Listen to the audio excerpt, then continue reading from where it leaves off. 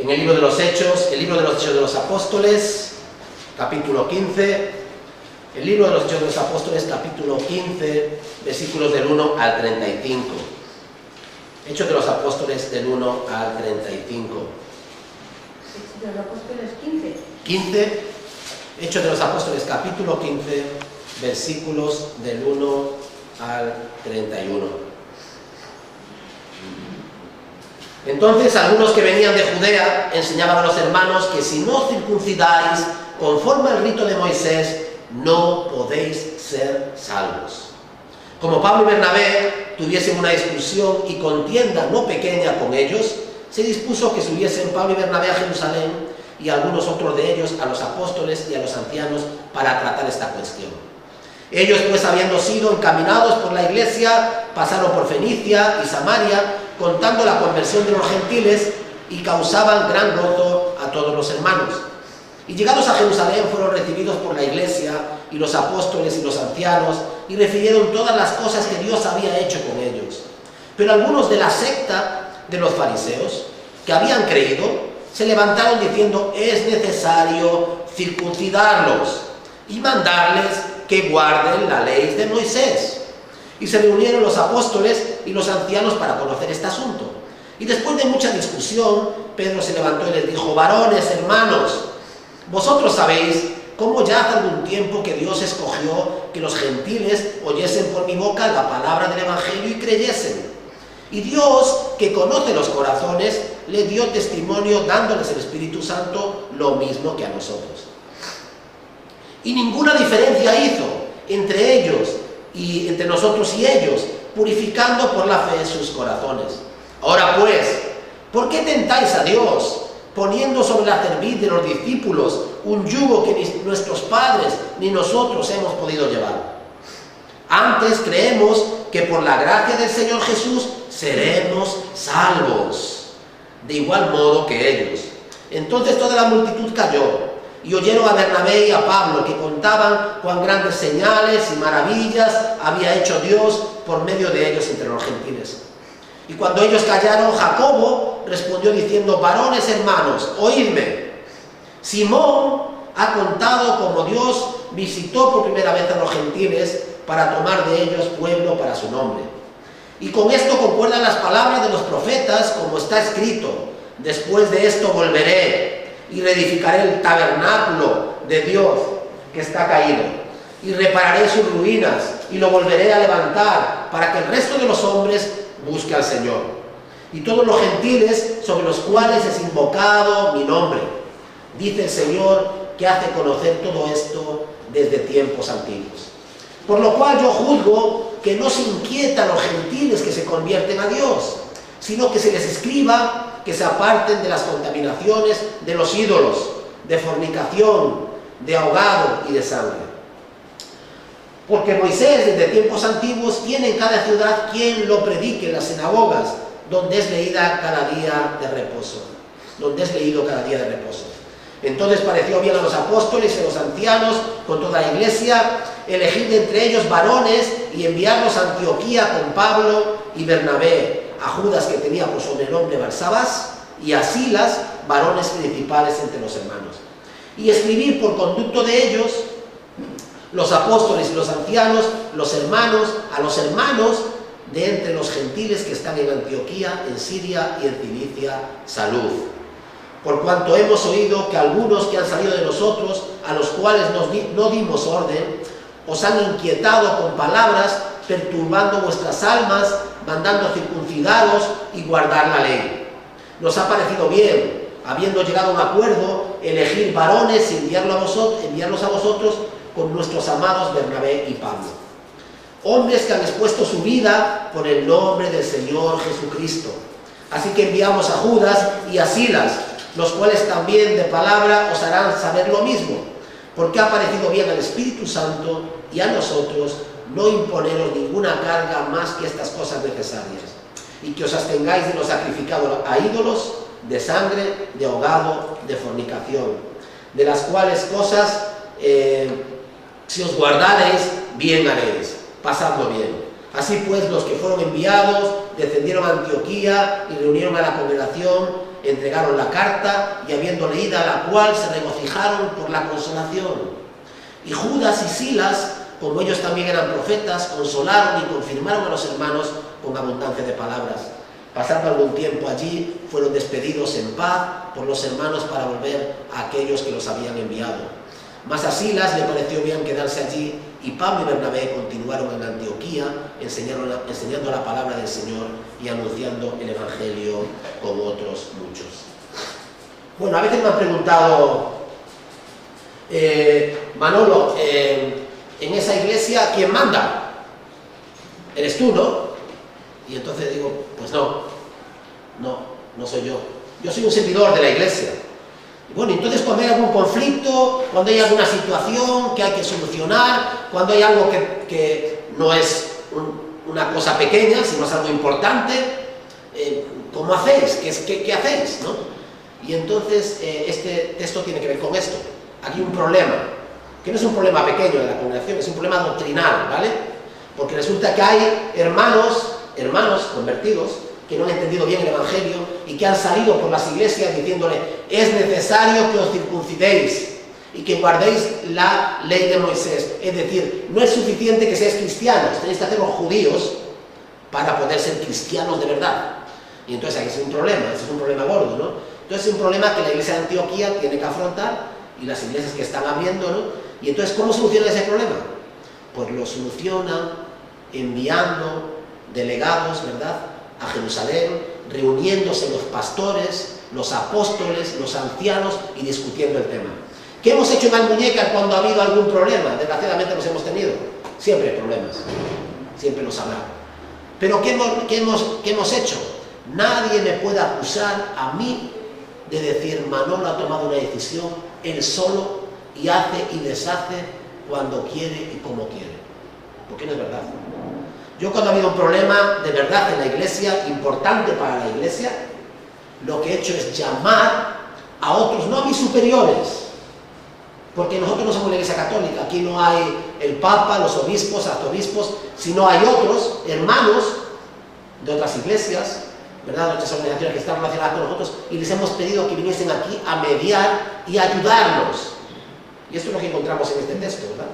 Hay un problema y entonces se busca la mediación. En la multitud de consejeros está la sabiduría. Y entonces, cuando hemos tenido situaciones aquí, problemas, hemos llamado a otros de otros lugares, pastores, hermanos, para que mediasen, ¿no?, para que buscasen una solución, para que nos aconsejasen. Y eso es sabio, ¿verdad? Porque yo no quiero que nadie me acuse de ser un pequeño dictador en la iglesia, ¿vale? De que yo ordeno y mando y las cosas se hacen como yo digo. Hermanos, lejos, muy lejos de ahí estoy yo, como persona y como siervo del Señor. Donde haya un problema y hay un problema que yo no pueda solucionar o en el cual yo esté involucrado, lo que hace esta iglesia, como he hecho y recordáis, es que hemos traído ¿qué? Otros hermanos maduros, pastores que no tenían que ver con los asuntos que tratábamos nosotros, y les hemos pedido: hermanos, venid, ayunad, orad, asesorarnos, darnos consejo, ¿no? Creo que eso es sabio, porque no somos una iglesia independiente, porque esta iglesia no está aquí simplemente a expensas de lo que yo diga.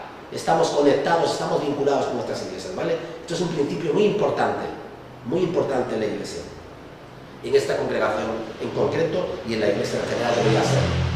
Entonces, en la multitud de consejeros está la sabiduría. Y como veis, en la sección de la Biblia lo titula el primer concilio de Jerusalén. Y yo lo voy a dejar así: el primer concilio de Jerusalén. El primer problema doctrinal importante en el cual se invita a otros, a los ancianos de las iglesias, a los pastores, a los apóstoles, en igualdad. Fijaros, en igualdad estaban los apóstoles, ¿eh? Podían solucionar los apóstoles solos, no. Pero los apóstoles invitaron a las autoridades de cada congregación, ancianos, pastores, se reunieron, la congregación también, y tomaron una decisión. Discutieron el asunto y tomaron una decisión y le aconsejaron a las iglesias que respetasen el acuerdo, ¿vale?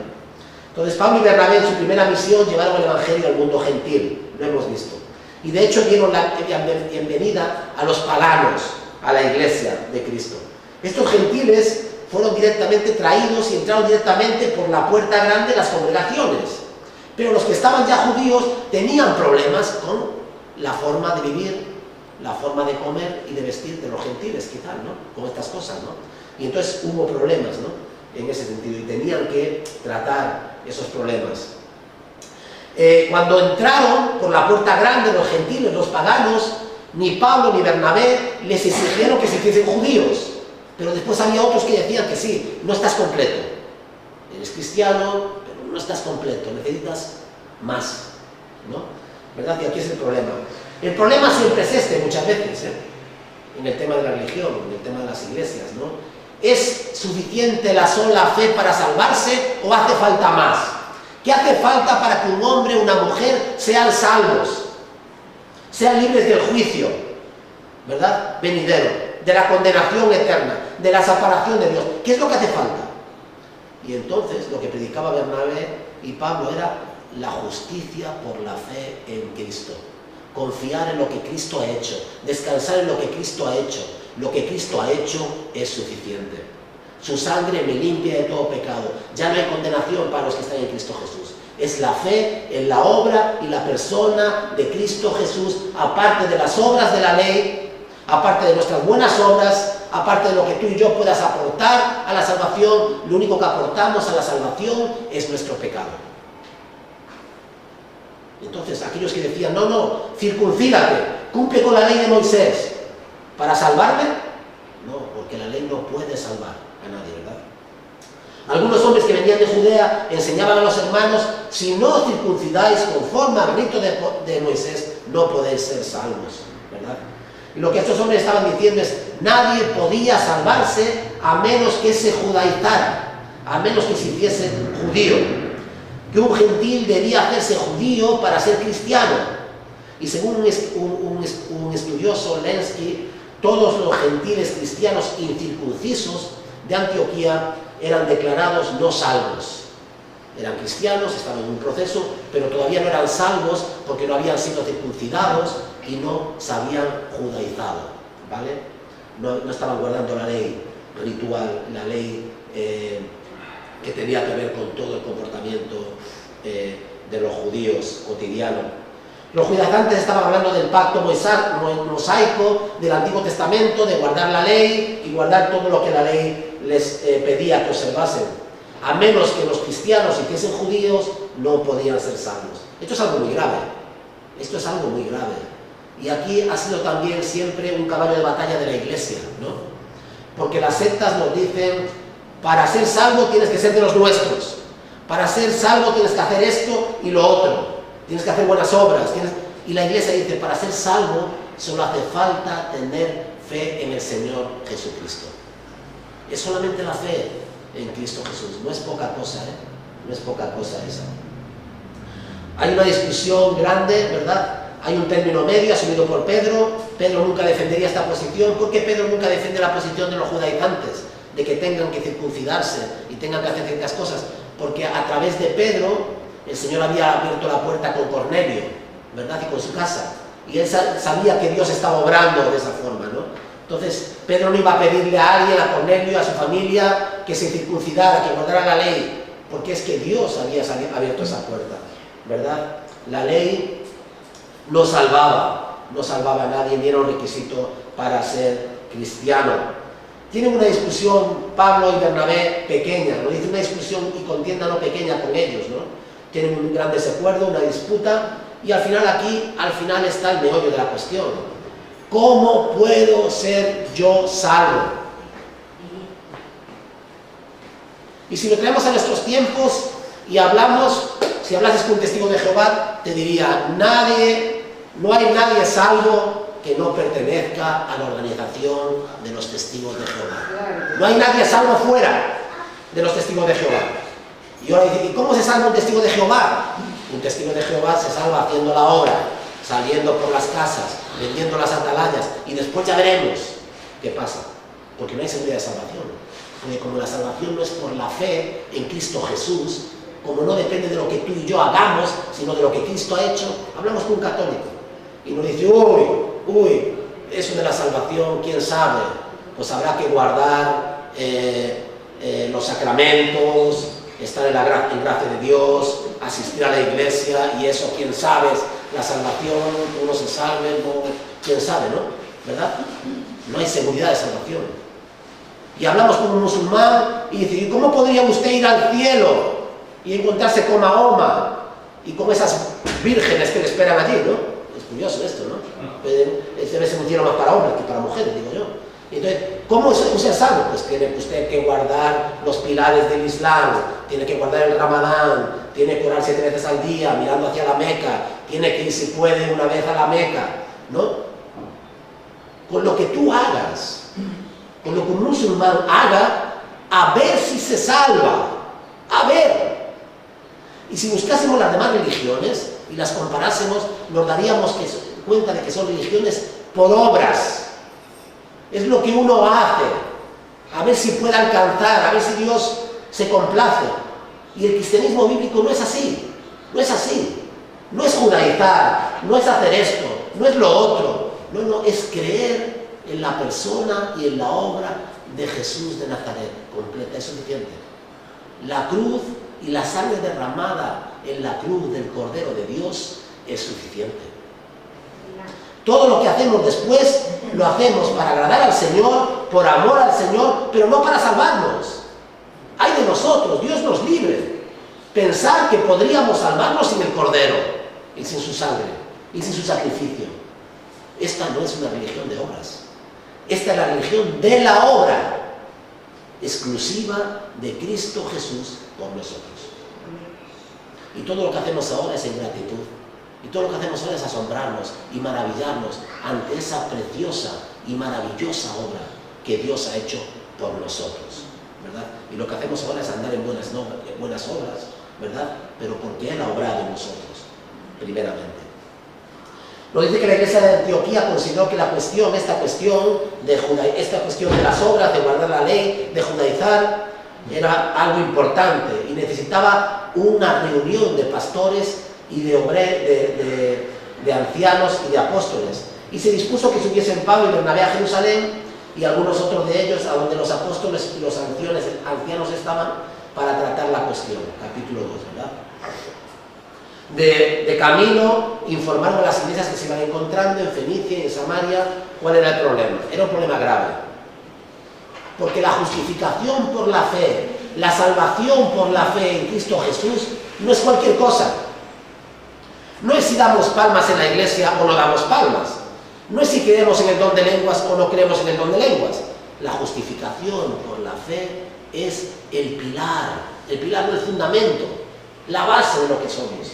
Sacamos eso y no hay iglesia, y no hay salvación, ¿verdad? Por lo tanto, era un tema muy importante. Cuando llegan a Jerusalén, son recibidos por la iglesia y los apóstoles y los ancianos, y vemos que no solamente los apóstoles, los ancianos y la iglesia. Los apóstoles habían sido comisionados por Jesús mismo, son autoridad. ¿Por qué es una autoridad un apóstol? Porque es Jesús quien llamó al apóstol para ejercer la autoridad. Es una autoridad que ha sido delegada y comisionada por Jesús mismo. Jesús escogió a los apóstoles y les dio autoridad. Y ahora tenemos la autoridad local. ¿Quién tiene la autoridad local? Los ancianos, los pastores, ¿vale? Y entonces, ¿por qué? Porque los apóstoles iban iglesia a iglesia y buscaban hombres aptos y se los proponían a la iglesia local, y la iglesia local decía, sí, sí. Y esos eran hombres que representaban la autoridad de las iglesias locales. Se llaman ancianos o pastores, ¿vale? Entonces aquí tenemos una reunión donde están los apóstoles, los ancianos de las iglesias y la iglesia misma para discutir ese tema tan importante, ¿no? Para algunos de la secta de los fariseos, nos dice el versículo 5, que algunos de la secta de los fariseos que habían creído. ¿Quiénes eran esta secta de los fariseos? Ya sabéis quién eran los fariseos. ¿Quién creyó de los fariseos? Seguramente José de Arimatea, seguramente Nicodemo y muchos otros. Hubo muchos fariseos que creyeron, ¿vale? Pero muchos de ellos se levantaron ese día y dijeron, no. Claro que creemos en Jesús de Nazaret. Claro que creemos que Jesús era Dios. Claro que creemos que Jesús era el Mesías, el Cristo, el que había de venir. Pero no es suficiente eso, ¿eh? No es suficiente. hay que guardar la ley, hay que judaizarse, hay que hacerse judío. Y ya uno siendo judío ya es un cristiano completo, porque Jesús era judío y se circuncidó también, ¿verdad? Y en cambio aquí vemos el gran error. Cuando hablamos con gente, hoy en día nos dicen, no puede ser tan fácil, no puede ser tan fácil.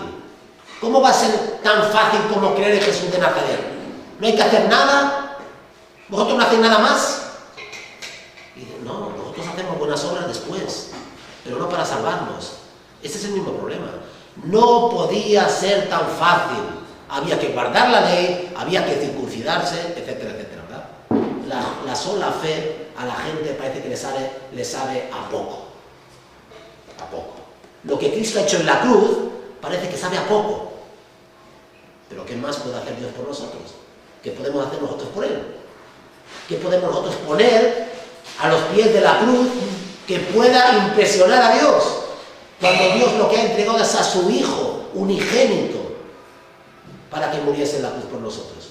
Dios hecho hombre en la cruz por nosotros. ¿Qué puede hacer el hombre para impresionar a Dios? Que le impresione más y rompa su corazón que su propio Hijo traspasado en la cruz del Calvario. Por eso la religión de obras es abominable. Es una abominación. Es terrible ver a la gente pensando que lo que yo haría, lo que yo puedo hacer, va a impresionar a Dios más de lo que Dios ha hecho en la cruz del Calvario por mí. Mis buenas obras, mis peregrinaciones, mis donaciones, mi vida piadosa, mis oraciones, mis ayunos, esos van a impresionar más a Dios que Jesús mismo en la cruz traspasado. Es la necedad más absoluta. Es la necedad más absoluta. No hay nada que impresione más a Dios, el Padre, ¿verdad? Quebrante su corazón, el corazón de Dios, que ver a su Hijo traspasado en la cruz, cargando nuestro pecado. Y no hay nada que tú y yo podamos poner ahí que se pueda comparar con eso, ¿verdad? Este es un tema muy importante. La salvación es con Jesús y algo más, o solamente Jesús. Y nosotros decimos, solo Jesús salva, nada más, nadie más, ninguna obra más, solamente Jesús. Dice, algunos de la secta de los fariseos decían, Jesús sí, pero algo más, circuncisión y guardar la ley de Moisés, ¿verdad? Es necesario circuncidarlos y mandarles que guarden la ley de Moisés. Oye, está muy bien que hay que ser Jesús, pero hay que hacer algo más. Hay que hacer algo más. No es Jesús y nada más. El tema fundamental surge dentro de la Iglesia y es esencialmente el problema de la Iglesia. Si la ley no podía salvar a los hombres y Jesús vino a salvar a los pecadores, judíos y gentiles, entonces ¿qué ganaba un gentil? ¿Qué ganaba alguien que había ya conocido a Jesús, que había tenido a Jesús, volver a la ley, volver a las obras? ¿Verdad? Si ya tenía lo que necesitaba, ya había encontrado el perdón, había encontrado el camino, había encontrado la salvación. Pedro había declarado hace tiempo que el único camino de salvación era Jesucristo. Entonces aquí tenemos este sínodo. ¿Cómo se solucionan las cuestiones importantes de la Iglesia? Pues cuando la Iglesia no puede solucionarlas de forma local, buscamos consejo, consejeros, hombres maduros, cristianos de buen testimonio, pastores o ancianos que vengan a ayudarnos a mediar en las situaciones. Así hemos hecho en la muñeca, siempre. Todas las decisiones que han tomado aquí, difíciles, todas las decisiones que han tomado aquí que han sido de peso, importantes, todas aquellas cosas que nos han hecho sufrir y después hemos visto la finalización de esos asuntos, lo hemos visto y los hemos hecho en el orden apostólico establecido. Hemos llamado a hombres maduros, hombres de Dios, que hayan venido a mediar y que nos han ayudado a tomar las decisiones correctas que creemos que eran conforme al Espíritu Santo. No fueron decisiones tomadas por capricho, no son decisiones tomadas por un hombre en su enfado, o por alguien, o la Iglesia, sino buscando multitud de consejeros, como se deben hacer las cosas. Esta es una Iglesia que de verdad intentamos hacer las cosas decentemente y con orden, ¿vale? Decentemente y con orden. Bueno, al principio no hubo mucha discusión. Pedro es el primero en intervenir y dice, varones hermanos, Sabéis cómo hace algún tiempo Dios escogió que los gentiles oyesen por mi boca la palabra del Evangelio y creyesen. Y Dios conoce los corazones, les dio testimonios, dándoles el Espíritu Santo, lo mismo que a nosotros. Ninguna diferencia hizo entre nosotros y ellos, purificando por la fe sus corazones. ¿Qué es lo que purificaba el corazón de aquellos hombres? La fe. ¿La fe en qué? En Jesús de Nazaret. La confianza en lo que Jesús había hecho en la cruz del Calvario, su sacrificio, valía para todo hombre y para toda mujer. ¿Qué es lo único que puede purificar un corazón? ¿Qué es lo único que puede limpiar un corazón del pecado? No nos podemos autolimpiar. Podemos darnos una ducha, podemos ponernos guapos, podemos coger colonia y oler bien, pero ¿quién puede purificar su propio corazón? ¿Quién puede limpiar lo más profundo de su ser? Solamente la sangre preciosa y bendita del Señor Jesucristo. Esa por donde pasa, limpia, purifica todo el pecado. Si algún día podemos estar delante del Dios que es santo, santo, santo, y que odia el pecado, si algún día podemos estar ahí sin temblar, sin ser consumidos, es porque la sangre preciosa de Cristo Jesús nos limpia de todo pecado. Y en vez de vernos a nosotros con nuestro pecado, el Señor ve la sangre de Cristo, ¿verdad? Nos ve vestidos en ropas blancas, sin mancha, ni arruga, ni cosa semejante. ¿Gracias a qué? Gracias al Señor Jesucristo. El consejo apostólico. Bueno, aquí vemos la intervención primeramente de Pedro, después vemos la intervención de Bernabé y de Pablo. En el mismo sentido, Bernabé y Pablo dicen, mira, igual que Pedro, nosotros hemos visto cómo Dios abrió las puertas a los gentiles. No fuimos nosotros, fue el Señor. Fuimos a Antioquía, predicamos el Evangelio y la gente se creyó y se convirtió. Es Dios quien llamó a Cornelio, es Dios quien llama a los gentiles, es Dios quien abre la puerta, es el Espíritu quien hace la obra. No tiene que ver con nosotros, somos herramientas y podemos testificar que Dios ama a estos hermanos y les ha salvado como a nosotros por la fe, no por la ley, no por la ley, no por sus obras. Y después tenemos a Santiago, muy interesante, porque aquí tenemos 3 intervenciones en el concilio, primero la de Pedro, después la de Bernabé y la de Pablo, que hablan en público, y después la de Santiago, hermano de Jesús. Ya sabéis que los católicos dicen, no, Jesús no tenía hermanos, eran primos. No, este es el hermano de Jesús. Santiago, el apóstol, Jacobo, el hermano del Señor. ¿Dónde lo vemos eso? Gálatas 1:19. Este Santiago, Jacobo, es el hermano del Señor, Gálatas 1:19. Creemos que se trata de uno de los 4 hermanos de Jesús, Mateo 13:55, se nos habla de los 4 hermanos, incrédulo antes de su resurrección, Juan capítulo 7, versículo 5, si queréis la cita después os la doy, ¿vale? Jacobo, el hermano de Jesús, Gálatas 1:9. Uno de los 4 hermanos de Jesús, Mateo 13:55. Incrédulo antes de la resurrección, lo creía antes, Juan 7:5. Y Jesús se le apareció a él en 1 Corintios capítulo 15, versículo 7. Según la tradición cristiana de un historiador cristiano, Eusebio, este es el primer obispo, el primer pastor de Jerusalén. El primer pastor de la iglesia de Jerusalén fue el hermano del Señor Jesucristo, Santiago. ¿Vale? Jacobo, también llamado Jacobo. Muchos creen que es el autor de la epístola a Santiago, y en el año 61 de la era cristiana, Santiago, Jacobo, el hermano del Señor, sufrió el martirio muriendo apedreado después de la muerte de Festo. Y esto nos lo relata Antigüedad de los Judíos. Entonces sabemos bastante de la vida del hermano del Señor Jesucristo, ¿vale? Él habla aquí también. Y él dice, no molestéis a los gentiles, dejadles también. Por lo tanto, Pedro dice, Dios ha obrado en los gentiles, ha abierto la puerta para ellos. Bernabé y Pablo dice también lo mismo, y Santiago dice, no molestéis a los gentiles, ¿verdad? El hermano del Señor. ¿Cuál es el consejo apostólico ante este asunto? Bueno, nos puede chocar el consejo apostólico, pero es un consejo, no es una ley, es un consejo que se da a las iglesias. ¿Y cuál es el consejo? Hay 4 consejos. No hace falta circuncidarse, no hace falta ser judío, pero ahora le dice, los 4 puntos son así. Absteneros de los sacrificados a los ídolos, es decir, de toda relación con los ídolos, su culto y su adoración, absteneros, ¿no? ¿Y cuánto culto hay a los ídolos hoy en día, no?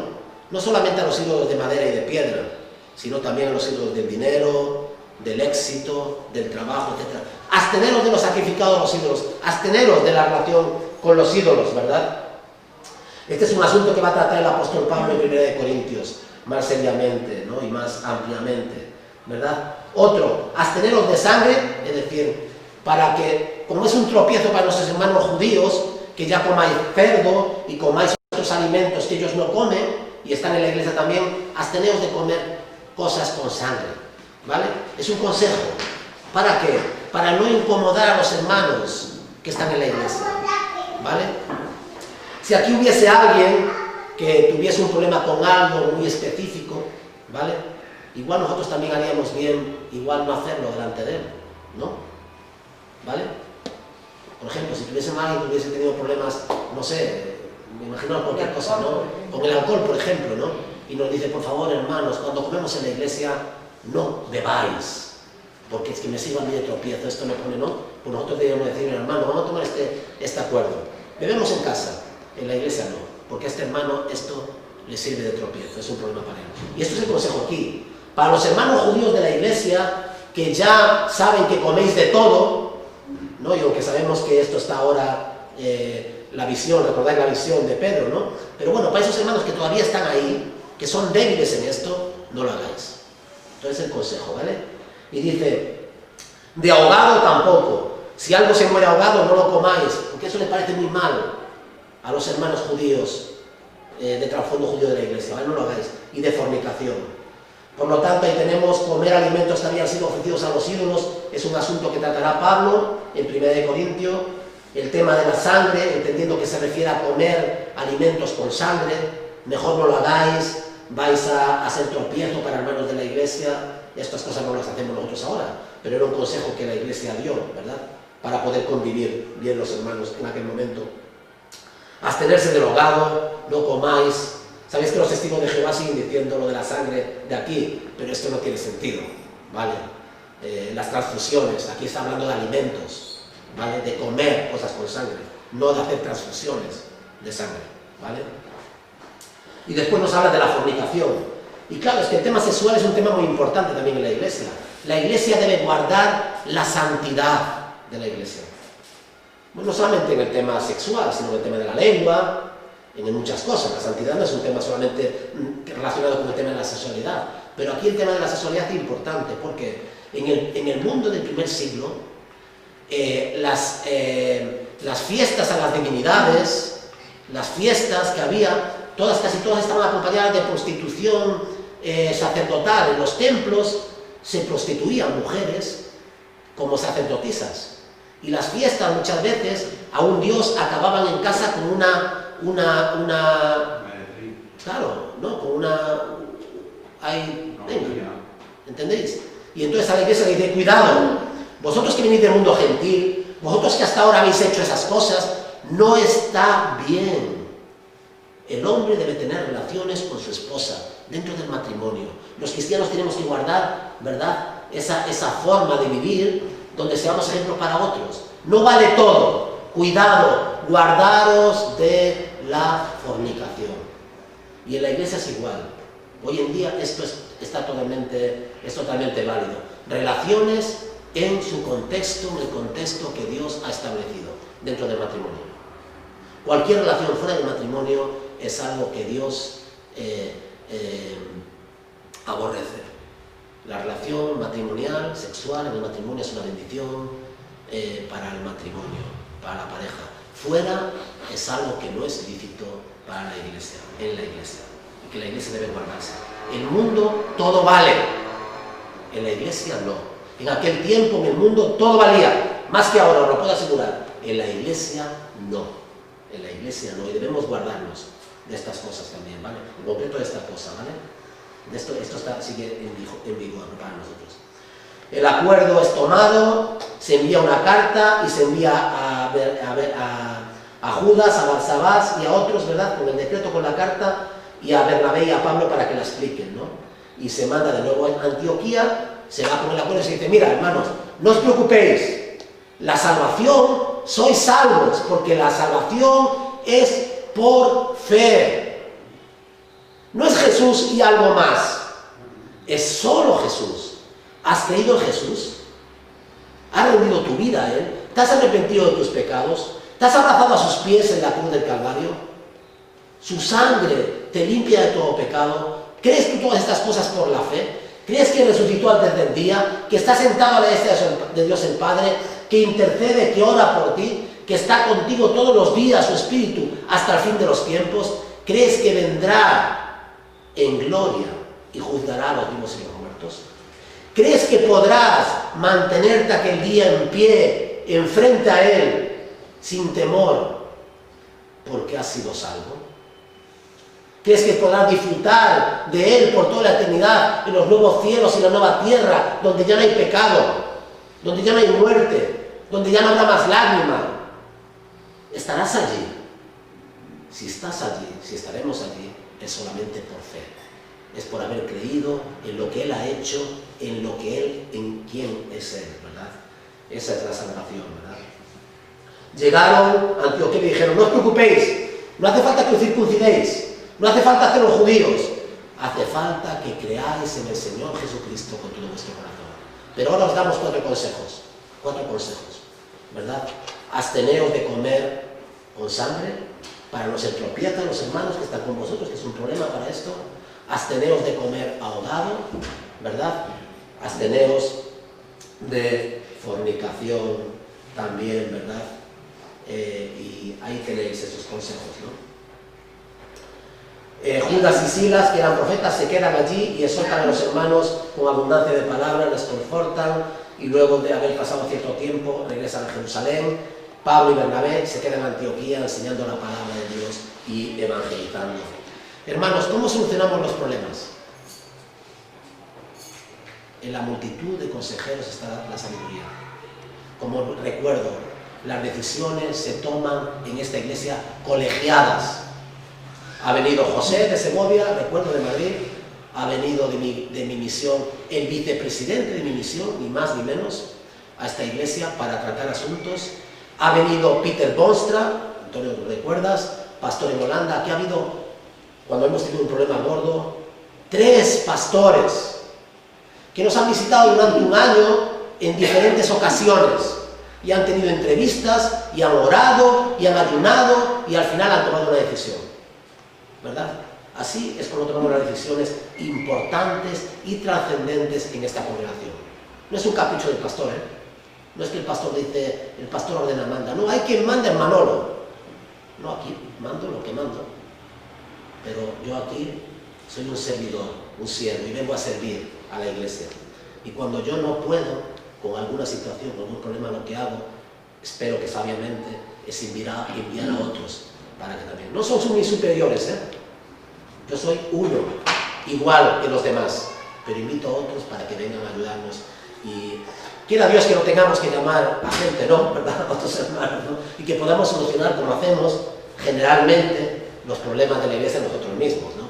Vale, entonces estas son cosas excepcionales, han sido momentos excepcionales, pero es importante que lo recordemos, cómo se solucionan las cuestiones. Hay otra cosa, y acabo, que es importantísimo en este texto. No solamente esto de contar con otros para solucionar problemas en la iglesia. No somos una iglesia independiente. Yo no estoy aquí y no dependo de nadie, como si fuese un pastor que está flotando en... pero hay otro tema importante, que es el tema de... Hay algo que no se puede cuestionar y que es algo que es realmente fundamental, que es la justificación por la fe. Cristo y solamente Cristo salva. No las obras de la ley, no la circuncisión, nada que nosotros podamos hacer. Eso es muy importante, ¿eh? Muy importante. Solamente Cristo salva. Y de esto también iba, y básicamente de esto iba esta reunión en Jerusalén. Recordar que era Cristo y Cristo es suficiente. Pues que el Señor nos ayude a tomar buenas decisiones no hace falta llamar a nadie siempre que nosotros podamos arreglar nuestros asuntos, como tiene que ser, ¿no? ¿Verdad? Y que esta iglesia sea una iglesia cristocéntrica. Prediquemos a Cristo solo. Le demos a Cristo solo, a Él la gloria, ¿verdad? Y tengamos la obra de Cristo en la cruz del Calvario como algo precioso, valioso, algo en el cual nos va la vida y nos fue la vida. A Él sea la gloria en su iglesia por los siglos de los siglos. Amén. Amén. Que el amor de Dios el Padre, que la gracia del Señor Jesucristo y que todo el consuelo y el poder de su Santo Espíritu sean con todos nosotros. Amén. Amén.